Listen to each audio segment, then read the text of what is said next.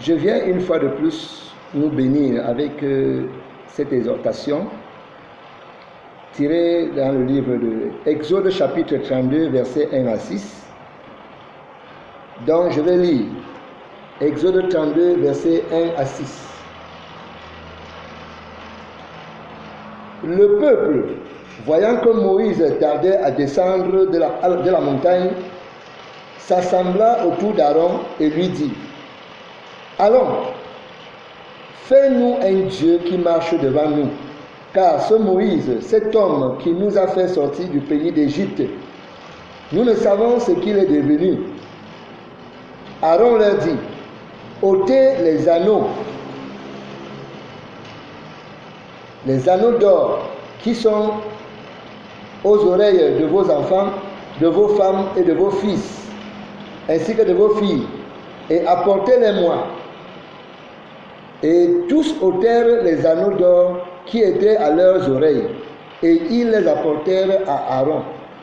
Il les reçut de leurs mains, jeta l'or dans un moule, et fit un veau en fonte. Et il dit: Israël, voici ton Dieu qui t'a fait sortir du pays d'Égypte. Verset 5. Lorsqu'Aaron vit cela, il bâtit un autel devant lui et il s'écria: Demain il y aura fête en l'honneur de l'Éternel. Le lendemain, ils se levèrent de bon matin et ils offrirent des holocaustes et des sacrifices d'action de grâce. Le peuple s'assit pour manger et pour boire. Puis ils se levèrent pour se divertir. Voici donc le texte qui a été lu. Et il s'agit du veau d'or, le veau d'or, le veau d'or. Et le thème de l'exhortation que j'ai donné est celui-ci: le peuple d'Israël et le veau d'or. Le peuple d'Israël et le veau d'or. Nous devons persévérer dans nos attentes, dans nos projets, dans nos ministères, dans nos besoins.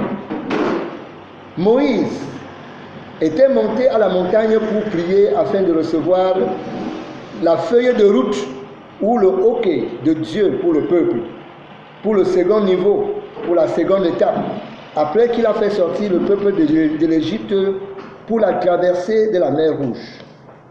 Le peuple, fatigué, las d'attendre son retour, exigea à son frère Aaron de leur fabriquer un Dieu qui marche devant eux. La parenthèse que je donne ici est celle-ci. Est-ce qu'une statue peut marcher? Est-ce qu'une statue peut parler? Est-ce qu'une statue peut donner des instructions? Est-ce qu'une statue peut diriger un peuple? Est-ce qu'une stratégie peut te diriger, toi qui m'écoutes et me vois là? Est-ce qu'une statue peut te conseiller?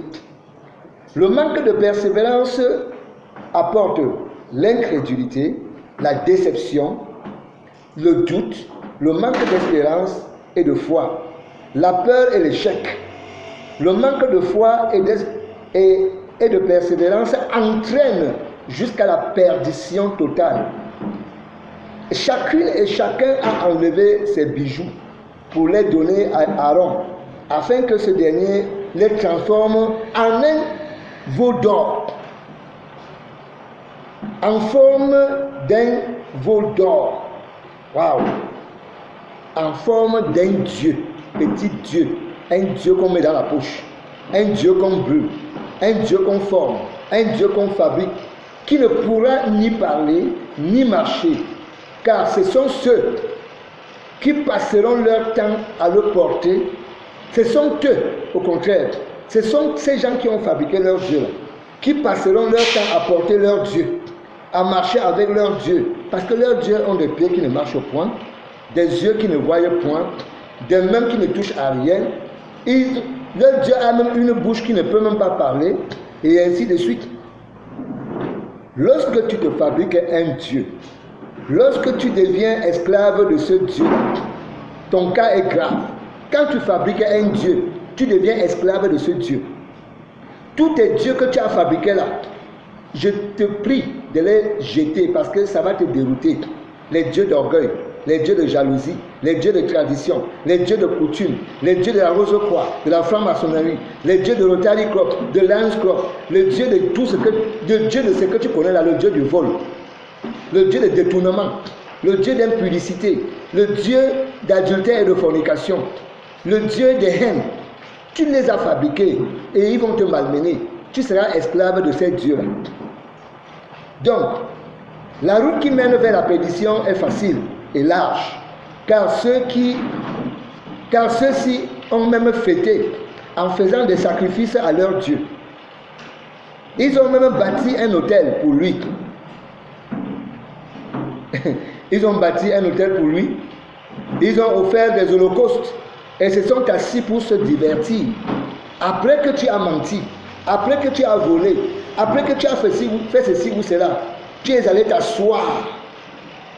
Après que tu aies détourné le terrain de quelqu'un ou le bien de quelqu'un, après que tu as couché avec une fille ou un homme, après que tu aies commis l'adultère ou la fornication, tu es parti t'asseoir pour te divertir, pour raconter ce qui s'est passé, pour être jovial et pourtant en train de partir tout droit en enfer.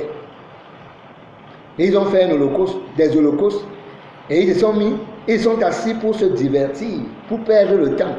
Se divertir veut dire perdre le temps. Ce Dieu que tu as fabriqué là te perd le temps. Ou bien ces dieux-là te perdent le temps. Abandonne ce Dieu ou ces dieux que tu t'es fait fabriquer et attache-toi à Dieu, le créateur de toutes choses, et tu verras. Ça, c'est quelque chose que j'ai trouvé bon de te partager, afin que toi et moi, nous soyons davantage bénis. Mets ta confiance en Dieu et ne fabrique plus des dieux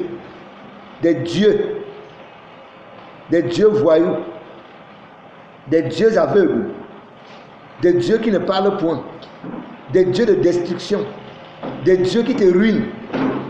Sois sage, ma soeur. Sois sage, mon frère. Je t'ai averti. Jette tous les dieux que tu t'es fait fabriquer là et confie-toi en Dieu, le Créateur, celui-là qui a créé les cieux et la terre. Et tu seras ainsi béni. Comme tu m'as écouté, que Dieu te bénisse au nom de Jésus. Amen.